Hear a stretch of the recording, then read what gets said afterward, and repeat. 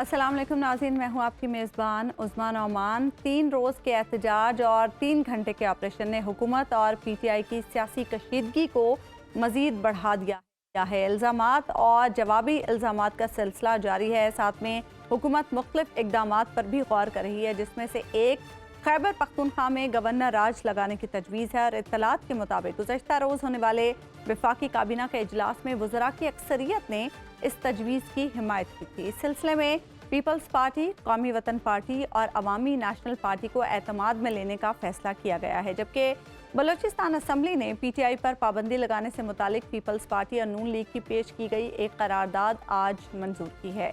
माजी करीब में पंजाब असम्बली में भी ऐसी ही एक करारदाद लाई गई थी। एहतजाज करने पर पीटीआई क़यादत और कारकुनों के खिलाफ मुकदमात भी दर्ज हो रहे हैं और सिर्फ रावलपिंडी डिवीज़न में दहशत गर्दी और दीगर दफात के तहत 28 FIRs दर्ज हो चुकी हैं। लेकिन क्या ये सब करने से हालात बेहतर होंगे या सियासी इंतशार मज़ीद बढ़ेगा? अगर सिर्फ पीटीआई की हम बात करें तो मानसहरा में एक रोज़ क़याम के बाद वज़ीर आला अली अमीन गंडापुर और बुशरा बीबी हेलीकॉप्टर के जरिए आज पेशावर पहुंचे, जबकि सलमान अकरम राजा ने पीटीआई के सेक्रेटरी जनरल के ओहदे से इस्तीफ़ा दे दिया है। साहबजादा हामिद रजा साहब भी कोर कमेटी से मुस्ताफ़ी हो चुके हैं और उन्होंने कौमी असम्बली की नशिस्त छोड़ने का भी फैसला कर लिया है। अंदरूनी इख्तलाफात से हटकर भी देखें तो पार्टी अभी तक ये तयन नहीं कर सकी है कि उसके कितने कारकुन जाम बहक और ज़ख्मी हुए हैं। कानूनी कार्रवाई करनी है तो कब करनी है? एहतजाज जारी रखने से भी मकासद हासिल ना हुए तो फिर मुज़ाकरात के सिवा ऑप्शन क्या होगा? इससे पहले ही फरीकैन को कैसे एक मेज़ पर लाया जा सकता है और सिलसिले में CBMs क्या हो सकते हैं? इसके अलावा एक और अहम मामला पीटीआई की कोर कमेटी का इजलास है, जिसमें एहतजाज, पार्टी में इख्तलाफात, बुशरा बीबी के किरदार और मुमकिना हुकूमती इक़दामात से मुतालिक गौर किया जा रहा है। इसी सारी सूरत हाल पर हम बात करेंगे। प्रोग्राम में ज्वाइन करें सीनियर मोहम्मद अली दुरानी साहब। दुरानी साहब, आपसे तफसीली गुफ्तगू हम करेंगे मुल्क की सियासी सूरत हाल पर, लेकिन इससे पहले हम ज़रा पेशावर चलते हैं। Bureau chief Peshawar Yasir Hussain programme में हमारे साथ मौजूद है। उनसे जान लेते हैं कि जो कोर कमेटी का इजलास हुआ है, इसमें क्या गुफ्तगू हुई, क्या मामलात ज़ेरे गौर आए? अब बताइएगा ज़रा हमें यासिर। कुछ ये भी सुनने में आ रहा है कि पीटीआई में अहम ओहदों पर कुछ तब्दीलियां भी होने जा रही हैं। जी बिल्कुल, शुक्रिया उस्मा। ऐसे है कि ये भी इजलास कोर कमेटी का जारी है और अच्छा। बड़ा गर्म गर्म ये इजलास है। और इंटरेस्टिंग बात यह है कि ये इजलास तलब किया है बुशरा बीबी ने। अच्छा। 5 बजे की हमारी स्टोरी थी ये, और जब वो पहुंची मानसेरा से तो उन्होंने बाकायदा इस इजलास को तलब किया। पहले से प्रिपरेशन थी, इतलात दे दी गई थी, लेकिन एक ऑफिशियली जो मैसेज है वो दिया गया था। क्योंकि आप जानती हैं कोर कमेटी के अरकान जो है इस वक्त उनकी तादाद 31 है। चूंकि अब तो वो वैसे कोर कमेटी के अरकान जो कि जैसे पहले होते थे 12 से 14, वैसे तो है नहीं। वो तो जब बानी तहरीक इंसाफ चेयर करते थे तो उस वक्त अरकान की बाकायदा तादाद होती थी। इस इजलास में देखें, सलमान अकरम राजा, शिबली फराज, उमर अयूब, बैरिस्टर गोहर, अली अमीन गंडापुर, हाफिज फरत अब्बास और दीगर जो अरकान हैं वो मौजूद थे। सबसे पहले सलमान अकरम राजा ने मामलात को जब डिस्कस स्टार्ट किया तो उन्होंने पहले जो है अपने सौदे से मुस्ताफ़ी होने का ऐलान किया, जिस पर अली अमीन गंडापुर जो हैं उन पर बरस पड़े। अच्छा। ये बरसने की बेसिक वजह ये थी कि इस्लामाबाद धरने की जो नाकामी थी या इसके मकासद जो जिनके हसूल के लिए ये लोग डी चौक गए थे, उसमें जो क़यादत का जो फुकदान था, मुशावरत का स्पेशली, वो उस हवाले से बात हुई। एक तो अली अमीन गंडापुर का आप जानते हैं कि उनका जो अंदाज बयान है वो इंतहाई जज्बाती है। इस जज्बात को देखते हुए सलमान अकरम राजा और अली अमीन गंडापुर के माबैन जो है लफ्जी जंग हुई है। साथ साथ बैरिस्टर गोहर ने इनको 2 बार बैठने के लिए कहा अली अमीन गंडापुर को, चूंकि आप CM हाउस में बैठे हुए हैं और ये कोर कमेटी का इजलास है और इसमें हमने आने वाले दिनों के लिए मुशावरत करनी है। ताहम बैरिस्टर गोहर ने जो सबसे बड़ा सवाल उठाया वो यही था कि अब बानी तहरीक इंसाफ से मुलाकात करने कौन जाएगा? हम उनको नाकामी का जब बताएंगे, जब कारकुनान के जो है जो बताया जाता है गुमशुदगी है या वाकयात में जो जाम बहक हो चुके हैं उस बारे में बताएंगे तो कौन जाएगा? बुशरा बीबी जो है इस इजलास को चेयर करी थी। इस दौरान जो है सलमान अकरम राजा ने मुस्ताफी होने की बात की तो फौरन बैरिस्टर गोहर ने कहा फिर मैं भी मुस्ताफी हूंगा। चूंकि एक पठानों में एक वो है कि एक बंदा, एक दोस्त नाराज हो तो दूसरा कहता है यार मैं भी तुम्हारे लिए दूसरी के सर पर नाराज हूं। तो अली अमीन गंडापुर ने कहा फिर मैं CM शिप छोड़ने के लिए तैयार हूं, मैं सूबाई सदारत छोड़ने के लिए तैयार हूं। जुनैद अकबर जो है वो बड़ा सदारत का शौक रखता है तो वो आकर सदारत कर ले। इस दौरान जो है बैरिस्टर गोहर ने कहा फिर मैं भी चेयरमैनशिप छोड़ने के लिए तैयार हूं। असद कैसर बहुत शौक रखता है जो है चेयरमैनशिप के लिए, तो असद अपने तौर पर ही फैसले हो रहे हैं। जी जी बिल्कुल। और मैं आपको ये बता सकता हूं कि इस इजलास ऐसे मेंबर भी हैं जिन्होंने मोबाइल ऑन करके, जो कि नाराज अरकान है, उनको बाकायदा सुनाई जा रही हैं सारी बातें, कि आप ये सुने कि कोर कमेटी के अच्छा। इजलास में क्या हो रहा है। अच्छा। बुशरा बीबी ने बंदर बांट और इस किस्म की जब ये बातें सुनी तो वो फौरन उनके हाथ में कुछ कहा जाता है कोई मोबाइल था या कोई पेजर टाइप को, जो वो उन्होंने फेंका और वो सीएम एनेक्सी की तरफ चली गई, अच्छा। जिनको मनाने के लिए मशाल यूसुफजई अब तक गई नहीं है, लेकिन वो अभी तक बुशरा बीबी को वापस नहीं ला सकी। बुशरा बीबी का नाराजगी का जो मामला था वो यही था कि आप लोग सारा ब्लेम जो है आपकी बातों से यही दिखाई देता है कि आप मुझे दे रहे हैं। अच्छा। उन्होंने बैरिस्टर सैफ को कोट किया है कि बैरिस्टर सैफ ने मेरी तरफ अली अमीन गंडापुर के जरिए 3 बार पैगाम भिजवाया कि बानी तहरीक इंसाफ ने कहा है कि आप लोग संगजानी के मकाम चले जाएं। लेकिन बुशरा बीबी ने कहा कि मैंने भी एक शर्त रखी थी बैरिस्टर साहब के सामने, वो ये थी कि मेरी बानी तहरीक इंसाफ से फौरी तौर पर मुलाकात करवाई जाए। अगर वो मुझे कहते हैं कि आप लोग संगजानी के मकाम पर चले जाएं तो हम लोग चले जाएंगे। लेकिन अच्छा यासिर, ये भी बताएगा कि 9 बजे सुबह इजलास भी तलब किया गया, इसकी क्या वजह है? जी बिल्कुल, ये प्लान था, चूंकि वज़ीर आला ने प्लान कर रखा था, लेकिन इतना जल्दी हंगामी इजलास, वैसे तो शेड्यूल के मुताबिक 2 दिसंबर को केबी असम्बली का इजलास होना था, लेकिन आज जो है फेडरल हुकूमत के खिलाफ कहा जाता है कोई करारदाद पेश करने जा रहे हैं। अच्छा। अभी उस करारदाद का मतन तैयार नहीं हुआ, अब उसकी मतन की तैयारी जारी है। जो वज़ीर कानून आफ्ताब आलम है वो उस करारदाद का मतन तैयार कर रहे हैं। ठीक है, ठीक है, बहुत बहुत शुक्रिया यासिर, आप हमारे साथ प्रोग्राम में मौजूद थे। मोहम्मद अली दुरानी साहब हमारे साथ प्रोग्राम में मौजूद हैं। दुरानी साहब, माजरत, आपको इंतज़ार हमने कराया। पाकिस्तान की ये तारीख रही है कि जब भी सियासी तलखियाँ हद से बड़ी हैं, सियासी फरीकैन में नाराज़गियाँ हुई हैं, तो दोस्त ममालिक ने या तो सालसी कराई या फिर स्टैब्लिशमेंट की तरफ से कोई मामलात को सुलझाया गया। लेकिन अब की बार तो हालात बिल्कुल ही डिफरेंट हो गए हैं। खान साहब ने स्टैब्लिशमेंट को भी एक फरीक ही बना लिया है, तो अब मामलात सुलझेंगे कैसे? ये तो सुलझाव की कोई सूरत नज़र नहीं आ रही। बिस्मिल्लाहिर्रहमानिर्रहीम। देखें, अभी जो सुलझाने की जिम्मेदारी है, मैं तो एक ही बात बहुत दफ़ा कर चुका हूँ कि सुलझाने की जिम्मेदारी जो है वो बहरहाल हुकूमत की ही होती है कि उन्होंने किस तरीके से वो तमाम इक़दाम उठाने हैं जिनके नतीजे में कि हालात संभल सकें। इस वक्त आप देख लें कि जितना भी पीटीआई की क़यादत को जितना भी पसे ज़िंदा रखा जा रहा है, उतना ही बाहर के हालात जो हैं उनकी हैंडलिंग में भी प्रॉब्लम्स आ रही हैं। और एक ताकत तो मौजूद है, लेकिन ताकत का जो कंट्रोल करने वाला फ़र्द है वो अंदर है। तो इस सारी सूरत हाल में यही होता है कि जब आप नेचुरल तरीके के ऊपर आवाम की जो जज्बात होते हैं उनको एड्रेस कर सकने वाली क़यादतों को जब आप से ज़िंदा डाल देते हैं तो उससे फिर जो कंट्रोल्स होते हैं वो ख़राब हो जाते हैं, लॉ एंड ऑर्डर की सिचुएशंस पैदा होती हैं। पाकिस्तान को आपकी बात दुरुस्त है जनाब कि मज़ाक होने चाहिए, लेकिन आपको नहीं लगता कि जो 26 नवंबर का प्रोग्राम था, 24 से 26 नवंबर तक का जो सियासी एहतजाज था पीटीआई का, वो उसकी नाकामी ने उसको धचका दिया है, या आप इसे नाकामी समझते ही नहीं? देखिए, मैं ये समझता हूँ कि ये जो सारे वाक़यात हुए हैं इसके अंदर यकीनी तौर पे लीडरशिप का तो एक फेलियर नज़र आया है। और उसकी वजह जो है बुनियादी तौर पे वो यही है कि जो उनके एक्चुअल लीडर हैं वो चूँकि जेल के पीछे हैं और उनसे राब्ता जो है वो ही खुद एक बहुत बड़ा वो चैलेंज बना हुआ है। फिर ये मुख्तलिफ़ किस्म की जो लीडरशिप्स होती हैं वो अपने अपने हिसाब से चलने की कोशिश करती हैं, फ़ैसले जो हैं उनके अंदर डिस्टॉर्शन आ जाती है। तो ये वैसे तो जो अब हुकूमत होगी वो तो इस पे खुशी मनाएगी, उनके लोग जो हैं इसके ऊपर कहेंगे जी बहुत बड़ी कामयाबी हो गई कि हमने जो है एक्सपोज कर दिया कि जी इनकी क़यादत का और इनका अपना कंट्रोल क्या है। लेकिन देखें, नुकसान तो मुल्क का होता है। क्या इस सब चीज़ से टकराव कम हो गया? क्या इस सब चीज़ से मुल्क के अंदर जो है वो अमन आ गया?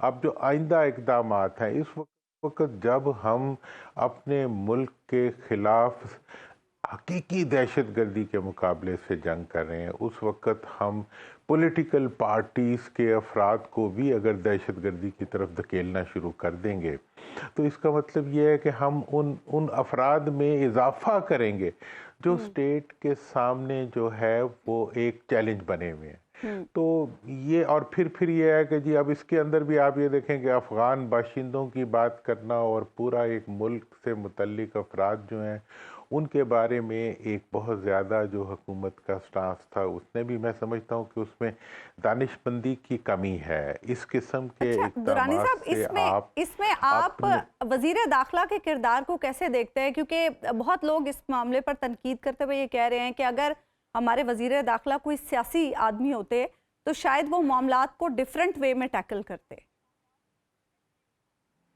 देखिए मेरा थोड़ा सा मतलब मैं इन सब उनको भी जानता हूँ, बहुत अरसे से जानता हूँ उनसे एक, और बाकी सब लोगों को भी जानता हूँ। उनकी अगर आप हर चीज़ की पॉजिटिव नेगेटिविटीज़ होती हैं। अगर उनकी पॉजिटिविटी देखें तो कम से कम इस पूरे अरसे में वो वाहिद फ़र्द हैं जिनका हर एक से राब्ता रहा है। मतलब ये है कि लोग इस्टेब्लिशमेंट के रेफरेंस से भी उनको एक्नॉलेज करते हैं, हुकूमत के रेफरेंस से भी एक्नॉलेज करते हैं, और ऑपोजिशन के साथ वो राब्ता करने में भी किसी किस्म की हेसिटेशन महसूस नहीं करते। ठीक है ना जी? तो ये तो उनकी पॉजिटिविटी है। नेगेटिविटी उनकी ये है कि वो बहुत से इश्यूज़ में उनकी इन्वॉल्वमेंट है, और दूसरी बात ये भी है कि वो किसी रेगुलर पॉलिटिकल बैकग्राउंड से उनका ताल्लुक नहीं है। उसकी वजह से जो पॉलिटिकल लोग हैं उनके अंदर एक थोड़ी सी रिजेंटमेंट भी पैदा होती है। लेकिन मेरा ये ख्याल है कि इस वक्त इशू जो है वो किसी वजीर के हाथ का नहीं है। अच्छा। इशू को रिजॉल्व करना इस वक्त प्राइम मिनिस्टर के अख्तियार में है। प्राइम मिनिस्टर को अब निकल आना चाहिए। आपने उस जनाब काबीना बात करते हुए कहा कि इंतशार रोक लिया गया, फसाद को खत्म किया गया। इस पे जो लोगों को बाकायदा तौर पर शाबाशें दी गई, आने वालों को फसादी और इंतशारी कहा गया। इस डिक्शन के साथ जो अपने सियासी मुखालिफिन के साथ हुकूमत इस्तेमाल कर रही हो, तो क्या आप समझते हैं कि मुज़ाकरात की कोई गुंजाइश बाकी रहती है, या ये खुद अपोजिशन को अंगेख्त करने की कोशिश है वज़ीर आज़म की तरफ से? असल में देखें एक माजी में बहुत से ऐसे वाक़यात हो चुके हैं जिनके ज़ख्म आज भी हम महसूस करते हैं। सानिया मॉडल टाउन का एक वाक़या था जिसको हम बड़ी शिद्दत से महसूस करते हैं। लाल मस्जिद का वाक़या था जिसको हम बड़ी शिद्दत से महसूस करते हैं। और ऐसे बहुत से वाक़यात हैं जिनके हम जब उनके अंदर से उनका जायज़ा हम लेते हैं, तो मैं विटनेस के तौर पे आपको ये बात कर सकता हूँ कि बहुत करीब होते थे उनके रिजॉल्व के जो वो होते थे इम्कानात, लेकिन उसी वक्त जो है कोई ना कोई ऐसा हादसा, कोई ना कोई ऐसी डाइवर्जन आ जाती थी जिसकी वजह से रिजॉल्व के बजाय टकराव बन जाता था। और ये जो ज़ख्म होते हैं, ज़बान के ज़ख्म, ये लगाना बड़ी पोजीशंस पे बैठे हुए लीडरशिप का काम नहीं होता। जो वज़ीर आज़म की हैसियत से बैठे हों, जब सीनियर वज़रा की हैसियत से बैठे हों, अख्तियार में बैठे हों, उनके पास गोली चलाने का भी इस्तेकाक हो और उनके पास किसी को अंदर करने का भी अख्तियार हो, उसके बाद वो अगर उस तमाम अख्तियार के अमल पजीर होने को अपनी ताकत समझे, तो मैं समझता हूँ कि ये उनकी नाकामी होती है। ताकत की सबसे बड़ी कामयाबी ये होती है कि ताकत के इस्तेमाल से पहले मसले के हल के लिए। दुरानी साहब, ये तो फिर आइडियल सिचुएशन होती है ना। अब इस हुकूमत को अगर हम देखें, जैसे अभी हबीब साहब वजीर आजम साहब के अल्फाज की बात कर रहे थे कि वो जिस किस्म के अल्फाज अपने मुखालिफिन के लिए इस्तेमाल कर रहे हैं, दूसरी तरफ अब सख्तियों की भी बात हो रही है, फैसले किए जा रहे हैं, वफाकी काबीना में बैठ के गौर हो रहा है केपी में गवर्नर राज पर, और वज़रा की तरफ से पीटीआई पर पाबंदी के हवाले से बड़ी हिमायत की जा रही है। इस सिचुएशन में फिर आप मामलात किस तरफ जाते देख रहे हैं? देखें, गवर्नर राज को तो खुद शहबाज साहब भुगत चुके हैं पंजाब में और उसको उड़ा भी चुके हैं। ठीक है ना। गवर्नर राज लगाने के लिए जो आइनी और कानूनी तकाजे हैं वो बड़े ही मुख्तलिफ हैं और बड़ी ही टीडियस हैं, लेकिन फिर भी चलो, आप अगर आइनी तरमीम कर सकते हैं तो शायद आप गवर्नर राज भी लगा सकें। पार्टियों के ऊपर पाबंदियां तो वो ही ना, आप जो है माजी के अंदर जो है वो आप पार्टियों को बैन भी कर चुके हैं और बैन उठा भी चुके हैं। मतलब ये है कि हमारी वो तारीख है जिसके अंदर कोलू का बैल घूमता हुआ हमें एक अरसे से नजर आ रहा है।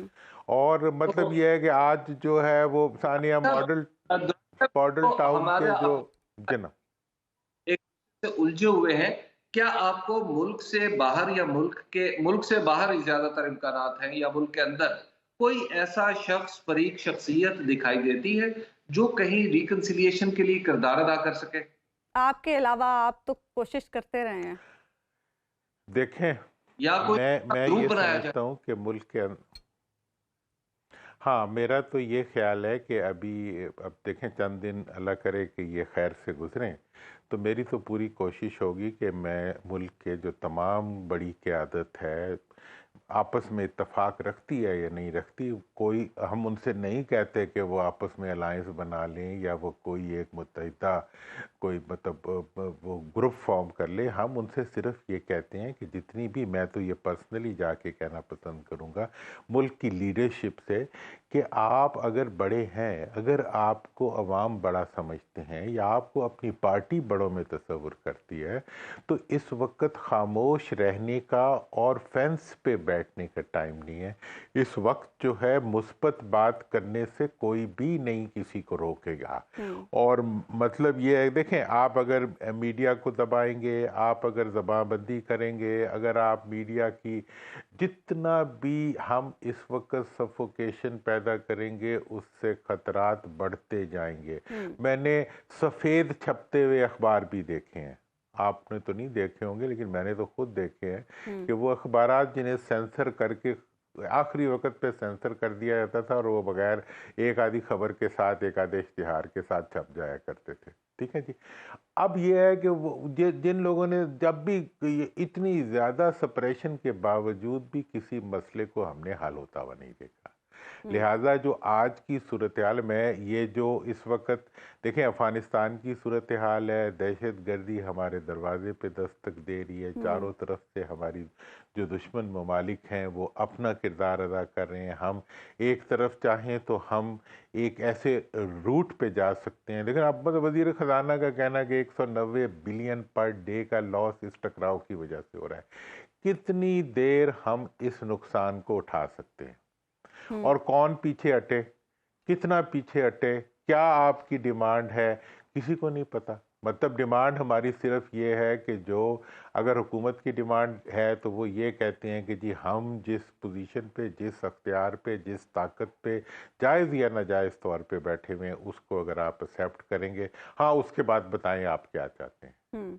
ऑपोजिशन को अगर आप देखें तो वो कहते हैं कि जी आपको तो इसका इस्तेकाक ही नहीं है, तो आप जो है इस जगह पे बैठ के अगर हमारे से कुछ चाहते हैं तो फिर हम आपसे क्या बात करें। जब ये सवाल किया जाता है तो उस वक्त आगे से कहा जाता है जी ये तो बात ही नहीं करना चाहते। भाई बात तो करना चाहते हैं, बात के लिए अब सिर्फ एक नुक्ता है और ये मैं बार बार कह रहा हूँ, वो नुक्ता ये है कि आप सियासी जो सप्रेशन है और सियासी कैदी जो हैं उनको आप पूरे प्रोसेस का हिस्सा बनाएं और उस हिस्सा बना के बातचीत का आगाज़ करें और सियासी तौर पे मामूलात को लेके आगे बढ़े। मैं तो अगले चंद दिनों में चाहूँगा कि मैं कराची, तो इस्लामाबाद, आप पेशावर, वहाँ यही के क्यों सब सोचा बड़े लोगों को कि इकट्ठा करूँ। नहीं दुरानी साहब, आप सिर्फ पॉलिटिकल लोगों के बारे में क्यों सोच रहे हैं? क्योंकि तमाम पॉलिटिकल पार्टीज उनके पास तो अपना उल्लू सीधा करने के लिए भी है। तो मेरा ख्याल है कि ये पॉलिटिकल अरीना से कहीं बाहर निकल के आप जैसे लोगों के साथ भी बात होगी जो सियासत भी समझते हैं लेकिन किसी पॉलिटिकल पार्टी का बाकायदा हिस्सा नहीं। देखिए मेरा तो देखें सबसे पहले आपको जिस हुकूमत को और हम सबको जिस चीज़ को देखना चाहिए वो पब्लिक है। पब्लिक इस वक्त बहुत ज़्यादा रंजीदा है। आप ये देखें ना, एक ऐसी पार्टी जिसके अंदर 80% तक पाकिस्तान की ख़वातीन जो हैं वो जिसके हक में है, उसको आप दहशतगर्द डिक्लेयर कर रहे हैं। हाँ, अब आप देखें कि आप कौम के किस हिस्से को दहशतगर्दी की तरफ धकेलने की कोशिश करें। Soft part of the country और ऑफ द नेशन जो है उनको आप कह रहे हैं कि आप दहशतगर्द हैं। ये एक गैर दानिशमंदाना इक़दाम है। जो दूसरी बात आपने दिलसा फरमाई कि जी क्या सियासतदानों से हटते हुए भी कुछ लोग इसके अंदर रोल प्ले कर सकते हैं। देखें जी, एक तो पब्लिक को इसके लिए डेफिनेटली प्रेशर बनाना चाहिए, उन्हें सबको चाहिए कि वो टेलीग्राम्स दें प्राइम मिनिस्टर को, हुकूमत के जितने भी जिम्मेदारान हैं उनके ऊपर वो उनको SMS करें, उनको इस मामले में अपनी एग्जिस्टेंस और अपना वज़न जो है कि जी आपस में आप पीस के लिए पूरी कौम को जो है वो घरों के ऊपर सफ़ेद झंडे लहराने चाहिए कि यार ये क्यों आपस में लड़ते हो, ये हमारा मुल्क है और इस मुल्क ने आगे बढ़ना है। दूसरी चीज़ ये भी है कि मुल्क के जो दानिश जनाब, क्योंकि हालात इसके जिस वक्त जो हालात है, आप कह रहे हैं SMS भेजें, व्हाट्सएप करें, ये तो बजाते खुद जुर्म बन जाएगा। हाँ, देखिए मैं इस वक्त तो ये है कि VPN लगा के कर लें या बगैर लगा के करें।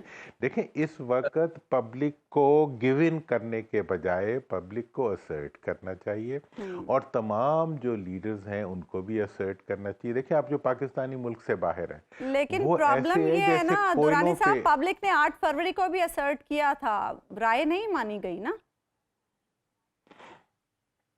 देखें ये वाली बात जो है, मैं राय तो नहीं मानेगी, लेकिन जिन्होंने नहीं मानी उनकी भी तो नहीं चली ना, वो भी आज तक कोयलों पे ही लौट रहे हैं। देखें ना जी, अब मैं कह रहा हूँ कि भाई ये जो पुराने मास्टर माइंड्स हैं, धांधली के मास्टर माइंड जो थे वो तो तमाम के तमाम 8 फरवरी को दफन हो गए।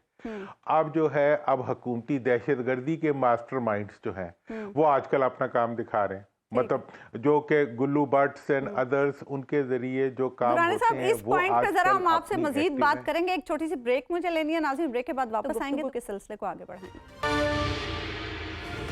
वेलकम बैक नाज़रीन। दुरानी साहब, आप ब्रेक पर जाने से पहले कुछ मास्टरमाइंड्स की बात कर रहे थे कि कुछ मास्टरमाइंड्स जो थे वो 8 फरवरी को दफन हो गए और अब आगे चलते हुए कुछ और भी मास्टरमाइंड्स हैं। जरा अपनी बात को कंटिन्यू कीजिएगा। देखें इस वक्त जो मतलब सानिया मॉडल टाउन के मास्टरमाइंड्स थे या माजी के अंदर टकराव के मास्टरमाइंड्स थे, वो अपना किरदार अदा कर रहे हैं और टकराव की कैफियत को बढ़ा के अपनी बका के रास्ते निकाल रहे हैं। लेकिन मेरा माजी का जो तजर्बा है वो मुझे उनके लिए भी मेरा यही मैसेज है कि जब तक सियासी क़ुव्वतें जो हैं उनको क़यादत मैसर रहती है तो वो उस वक्त तक डिसिप्लिन रहती हैं। क़यादत जो होती है वो पार्टियों के अंदर और अपने वर्कर्स के लिए एक गाइडिंग फोर्स बन जाती है। अगर आप क़यादत से डिस्कनेक्ट कर देंगे वर्कर को तो उसका नतीजा ये होगा कि वो एक अनगाइडेड फोर्स बन जाएंगे और ऐसा जो सामान होता है और ऐसे वर्कर्स जो होते हैं वो तखरीबकारों के लिए, दहशतगर्दों के लिए बहुत बड़ा असासा बन जाते हैं। विद इन सोसाइटी हम इंतहा पसंदी को बेसिकली फरोग देंगे इस तरह। एग्जैक्टली मैं ये कह रहा हूँ, आप जब पॉलिटिकल फोर्सेस को कंपेल करते हैं, देखें ना अब कल के अगर आप ये वाक़या लें 24 और 25 वाला, इसमें एक बात तो साबित हुई है ना कि PTI ने एक पॉलिटिकल पार्टी की तरह रिएक्ट किया है कि मतलब कोई दूसरी तरफ से कोई फायरिंग की हमें नहीं नज़र आई, कोई रिएक्शन नज़र नहीं आया और KPK से आने वाले लोग भी कहीं मुसल्ला नज़र नहीं आए। तो इसका मतलब ये है कि स्टेट की पावर के आगे जब तक आम आदमी सरेंडर कर रहा हो, KPK के लोग जो हैं जब तक वो हुकूमती ताकत के आगे सरनगू हो रहे हों, जब तक वो ज़ख्मी भी हो रहे हों, डंडे भी खा रहे हों और उसके बावजूद वो आगे से रिएक्ट न कर रहे हों, तो वो उनका रवैया सियासी है। अब सियासी रवैयों को आप क्यों कंपेल करना चाह रहे हैं कि वो उनके साथ जाके खड़े हो जाएं जो रोज़ हमारे अपने बच्चों का जानों का नुकसान कराते हैं, ये मुल्क के अंदर दहशतगर्दी की वजह से मुल्क को नुकसान पहुंचाते हैं। आप क्या समझते हैं कि कौन सा दुश्मन मुल्क होगा जो इस वक्त तालियां नहीं बजा रहा होगा हमारी इस कैफियत के ऊपर? मैं नहीं समझता कि हुकूमत को इसको अपनी कामयाबी समझना चाहिए। ये मुल्क के अंदर किसी भी सियासी कुव्वत को इसको अपनी कामयाबी समझना चाहिए। ये सिर्फ नाकामी ही नहीं है, ये हमारे लिए शर्मिंदगी भी है। ये सिर्फ जो है एक ऐसा वक्त है, अगर इस वक्त इल्ज़ाम भी लग रहा है कि जी गोलियों से लोग ज़ख्मी हुए हैं या खून दिखाया जा रहा है, असली है या नकली है, 1 है या 10 है या 20 है या 5 है, ये सारी बातें जो हैं ये हमारे लिए एक नुकसान है, कौमी नुकसान है, ये किसी पार्टी का नुकसान नहीं है, ये मुल्क का नुकसान है। दोनों तरफ से इस ब्लेम नुकसान से गेम अब निकलने खत्म के होनी लिए चाहिए मेरे ख्याल से। ब्लेम गेम की बजाय अब हमें थोड़ा सा सेंसिबल बिहेवियर दिखाना चाहिए। अच्छा, कुछ लोग इसमें ये भी कह रहे हैं दुरानी साहब कि पाकिस्तान तहरीक इंसाफ को भी अब अपनी एहतजाजी सियासत पर नजरसानी करनी होगी। आप क्या समझते हैं कि ये बात दुरुस्त है? क्या वाकई ऐसा होना चाहिए या पाकिस्तान तहरीक इंसाफ ठीक जा रही है? देखिए, मेरा तो हमेशा तहरीक इंसाफ की लीडरशिप से जब भी राब्ता हुआ है, मैंने उन्हें ये कहा है और मैं बिल्कुल रिकॉर्ड पे हूँ और मैं अभी दोबारा भी उन्हें यही कहूँगा, मैं उनके पास जाके भी यही कहूँगा कि आपके लिए इस वक्त आपके मसले का हल सड़क पे नहीं है, आपका मसले का हल सियासत में है, आपका मसले का हल एकता में है। और मैंने तमाम जब ऑपोजिशन पार्टीज़ को अपने इकट्ठा किया था अपनी दावत के ऊपर, और उस वक्त जो माहौल बना था उसमें हमने यही सोचा था कि तमाम ऑपोजिशन को इकट्ठे होकर इस वक्त आवाम के जज्बात और आवाम के जज्बात की तर्जुमानी करनी चाहिए। लेकिन अब उसके बाद वो एकदम से जो है वो तरमीम का मामला आ गया, उसमें से फिर एक तकसीम दर तकसीम का अमल शुरू हो गया, फिर लीडरशिप भी परेशान हो जाती है, पार्टी भी परेशान हो जाती है। मैं दोबारा समझता हूँ कि जितना मर्जी इस वक्त टकराव क्यों ना हो, हमने फिर भी रास्ता निकालना है। और इस टकराव के अंदर क्या हो रहा है कि पीटीआई की अपनी लीडरशिप को खुद डिफेम कर रहा है, अपना वर्कर भी डिफेम कर रहा है, उसके ओपोनेंट्स भी जो है वो भी डिफेम कर रहे हैं, और तमाम छोटे छोटे जो मतलब मीडिया से रिलेटेड जो हुकूमत के एजेंट है वो भी, दूसरे भी, वो उनके बारे में एक बदगुमानी है। देखें, जब लीडरशिप से जैसी भी लीडरशिप हो उसके बारे में बदगुमानी पैदा की जाती है तो उसके नतीजे में वर्कर डिसअपॉइंट होता है, डिसहरे में आता है, डिसहरे में आने के बाद वो एक अनगाइडेड मिसाइल बन जाता है, वो घर नहीं बैठ जाता उसके बाद उसकी गाइडेंस खत्म हो जाती है। टकराव किसी के भी मुफाद में नहीं है और पाकिस्तान के लिए हम सबको टकराव की इस कैफियत को ख़त्म करना होगा। बहुत बहुत शुक्रिया मोहम्मद अली दुरानी साहब, आप प्रोग्राम में हमारे साथ मौजूद थे। एक ब्रेक हम लेंगे नाज़रीन, और ब्रेक के बाद वापस आएंगे तो बात करेंगे स्टॉक एक्सचेंज में तारीखी बुलंदी की। वेलकम बैक नाज़रीन। पाकिस्तान स्टॉक मार्केट ने आज तारीख रकम कर दी है। कारोबार के आगाज़ पर ही KSE 100 इंडेक्स 790 पॉइंट्स इजाफे से 1 लाख की हद उबूर कर गया और कारोबार के अख्ताम पर 100 इंडेक्स 813 पॉइंट्स इजाफे के बाद 1,82,000 की सतह पर बंद हुआ।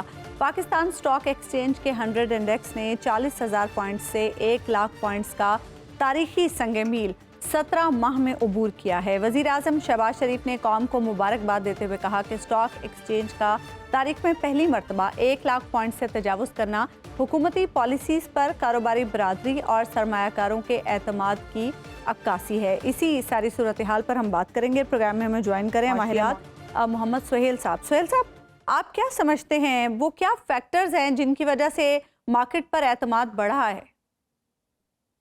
बिस्मिल्लाहिर्रहमानिर्रहीम, बहुत बहुत शुक्रिया। मेरे ख्याल में जो 18 माह की कंसिस्टेंसी है माशी पॉलिसीज़ में और जो डिसिप्लिन है जो इकोनॉमिक मैनेजमेंट में, चाहे वो करेंसी से रिलेटेड हो, चाहे वो करंट अकाउंट से रिलेटेड हो या फिस्कल अकाउंट से, उसने कॉन्फिडेंस काफ़ी इन्वेस्टर का रेज किया है।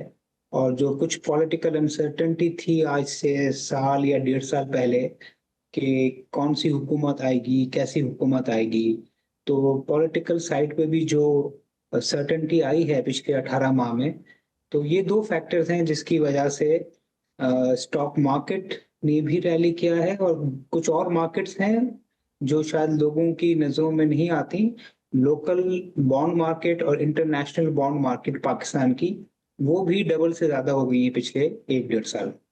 अच्छा, तो सुहेल साहब, आप क्या समझते हैं, ये जो ट्रेंड आप कह रहे हैं पिछले 18 माह की पॉलिसीज़ की वजह से आया है, ये अब मुस्तकिल रहेगा या उतार चढ़ाव हम देखते रहेंगे? देखिए, उतार चढ़ाव तो मार्केट्स में होता है हालात के हिसाब से, मगर बेहतरी के चांसेस ज़्यादा हैं क्योंकि बज़ाहिर ये लग रहा है कि हुकूमत जो है वो IMF के साथ मिल के सख्त पॉलिसीज़ पे अमल दरामद करेगी। और IMF का भी जो अभी तक स्टांस है वो पॉजिटिव है और जो रिव्यूज होंगे आने वाले महीनों में, एक पहला रिव्यू मार्च में है, और अगर वो हुकूमत उसको पास कर लेती है तो एतमाद और बेहतर होगा और स्टॉक मार्केट में मजीद बेहतरी आ सकती है। और दूसरी जानिब हमें ये भी देखना है कि जो पॉलिटिकल नॉइज है या पॉलिटिकल इंस्टेबिलिटी है या डिस्ट्रप्शन है, वो कम से कम हो, क्योंकि वो एक बहुत बड़ा रिस्क होता है इन्वेस्टर के लिए। लेकिन सुहेल साहब, जो सिचुएशन है उसमें ऐसा लग नहीं रहा कि पॉलिटिकल जो इंस्टेबिलिटी है वो कुछ कम हो सके, क्योंकि अभी 2 दिन पहले तक जो इस्लामाबाद में जो कुछ हो रहा था वो सबके सामने है। इस तरह के वाक़यात तो होते रहते हैं, और जिस तरह की सिचुएशन है हमारे मुल्क में सियासी अदम इस्तेहकाम के हवाले से, तो उसमें आप क्या सिचुएशन देख रहे हैं आने वाले दिनों में? नहीं, देखिए, इन्वेस्टर वो नहीं सोचता जो आप सोच रही हैं। इन्वेस्टर सोच रहा है कि 1 घंटा 2 घंटा, 1 दिन 2 दिन की जो डिस्ट्रप्शन है उससे कारोबार मुतासर नहीं होता। 365 दिन होते हैं, अगर 1 दिन हड़ताल हो जाए या 2 दिन धरना हो जाए तो उससे मसला नहीं होता। मसला होता है कि जब वो प्रोलॉन्ग हो, मसला होता है कि जब उसकी वजह से जो हुकूमती इदारे हैं वो अपनी माशी पॉलिसीज को बदलें। मसला जब होता है कि जब पॉलिटिकल टेंशन इतना बढ़ जाए कि महीनों सालों जो है इकोनॉमिक मैनेजर जो है सियासत में रहें और पॉलिसीज की तरफ ध्यान ना दें। तो जो पिछले हफ्ते हुआ वो एक डिसरप्शन था, बट वो बहुत ज्यादा प्रोलॉन्ग नहीं हुआ, जिसकी वजह से हमने देखा कि मार्केट ने नेगेटिव रिएक्शन लिया और फिर जितनी गिरी थी उससे ज्यादा मार्केट रिकवर भी हो गई, क्योंकि जो बिजनेस एक्टिविटीज हैं वो 2-3 दिन के लिए मुतासिर हुई, वो भी कुछ इलाकों में, और ज्यादा मुतासिर नहीं।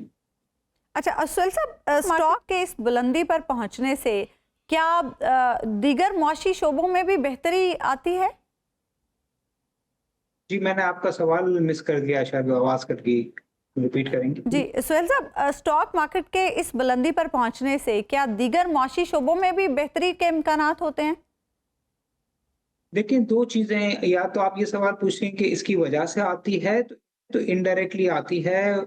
जो इंडस्ट्रियल सेक्टर होता है वो पैसा रेज कर सकता है स्टॉक मार्केट से।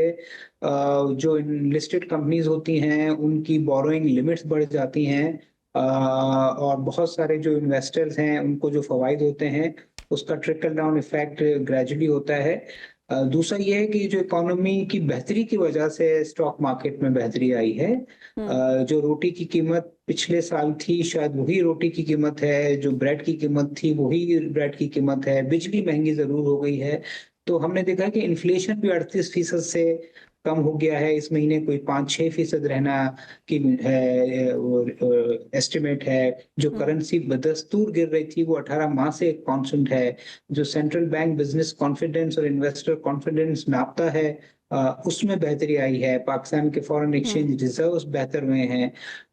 तो मेरा ख्याल में इकोनॉमिक इंडिकेटर्स जो हैं वो ग्रेजुअल बेहतर हो रहे हैं, और बहुत सारे जो इंटरनेशनल एजेंसीज हैं इंक्लूडिंग IMF और रेटिंग एजेंसीज, उन्होंने भी उसको अपने इंडिपेंडेंट राय में ये इंडोर्स किया है कि पाकिस्तान जो है वो इकोनॉमिक स्टेबलाइजेशन फेज में आ गया है। और जो डिफॉल्ट जैसी सिचुएशन थी या माहौल बनाया गया था या परसेप्शन क्रिएट किया गया था 1.5 साल पहले कि वो पाकिस्तान जो है वो कोलैप्स हो गया है या डिफॉल्ट हो गया है, वो जो है 18 महीने ने ये शो किया है कि वो सारी जो चीजें थी वो एग्जेजरेटेड थी।